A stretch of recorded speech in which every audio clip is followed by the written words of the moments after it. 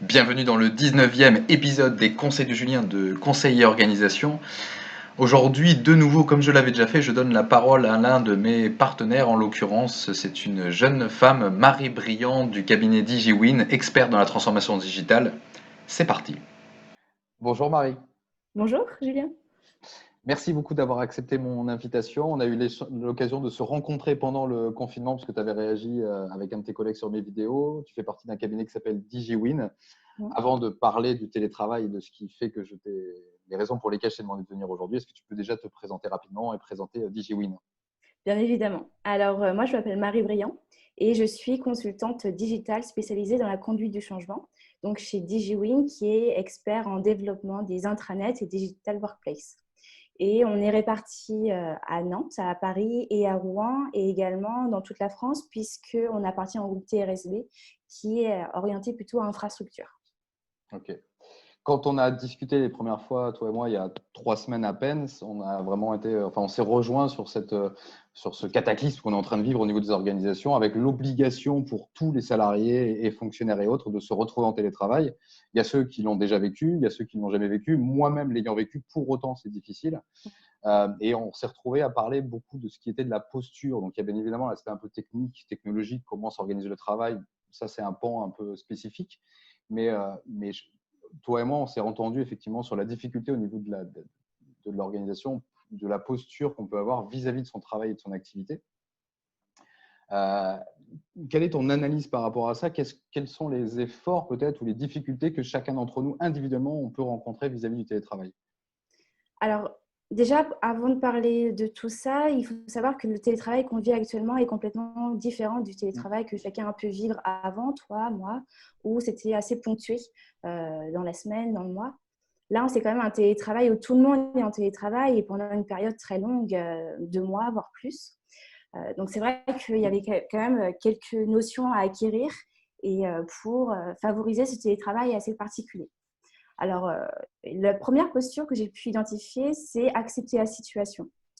Parce que travailler en bureau avec ses collègues ou travailler seul chez soi avec ses enfants potentiellement, c'est compliqué, c'est différent. Et donc, il faut accepter que justement, le quotidien est différent et que les résultats obtenus seront faits de manière différente, que ce soit sur la communication, la collaboration, le travail individuel. C'est un état de fait, de toute façon, on n'a pas le choix, donc autant faire C'est avec, ça. quoi. Ouais. Donc, il faut accepter et puis par conséquent, en fait, sortir des sentiers battus et s'adapter à cette nouvelle situation. Également, le deuxième point que j'avais identifié, c'est être à l'écoute. Il faut quand même savoir que 80% de la communication est non verbale. Et même si on a la présence des outils géniaux qui sont le téléphone, euh, les mails et les conférences, c'est vrai que la communication est quand même assez dégradée. Et il est important quand même pour le manager notamment d'être à l'écoute de ses équipes et également pour l'individu, le collaborateur lui-même, d'être à sa propre écoute, que ce soit pour identifier ses émotions, ses freins et même ses limites dans ce nouveau quotidien.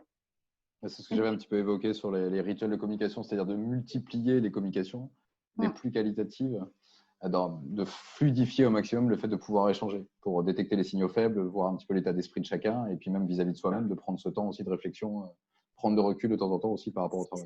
Pendant ce télétravail, c'est vraiment l'opportunité. On a beaucoup plus de temps quand même, on est beaucoup plus isolé, donc s'écouter soi-même.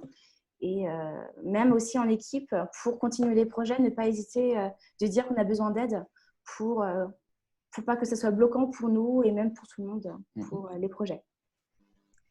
Et il y avait un dernier point aussi que je trouvais très important, c'était réinventer, se réinventer.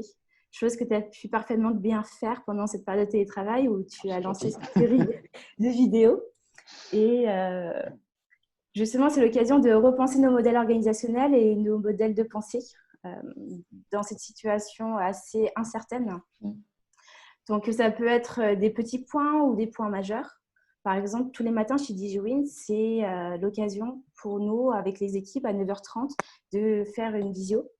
Et c'est l'opportunité justement de rythmer la journée. Tout le monde est réveillé et ça permet également de tous se réunir pour remplacer cette fameuse pause café que j'adore particulièrement, notamment sur les liens sociaux. Et également aussi, tout le monde, les personnes qui travaillent avec les clients peuvent moduler certains ateliers. notamment sur le fait que, au lieu de faire un atelier qui dure beaucoup plus longtemps, plutôt écourter ces ateliers et les répartir sur le temps. Parce que c'est vrai que quand on est ensemble dans un atelier physique, ça va, mais en visio, on peut quand même perdre en concentration et en productivité individuelle et collective. Donc, tu constates effectivement que même tes clients aujourd'hui réfléchissent différemment C'est ça. sur la manière de gérer les projets que vous avez avec eux. Mm. Excellent. Donc, si je résume, c'est il faut l'accepter et peut-être en tirer les opportunités dès aujourd'hui pour dire comment travailler différemment parce qu'il y aura, je pense, un impact effectivement sur les organisations. Deuxième chose, c'est laisser de la place à l'émotion parce que ça vient forcément nous toucher. Et la troisième, c'est que c'est une opportunité pour se réinventer. C'est bien ça? C'est ça. Je pense que c'est le paramètre le plus important justement de ce télétravail. Mais écoute, je te souhaite de te réinventer tous les jours, Marie. Merci. Merci beaucoup de ton temps, d'avoir Merci. participé à cette vidéo et bon confinement. À bientôt. Bonne continuation.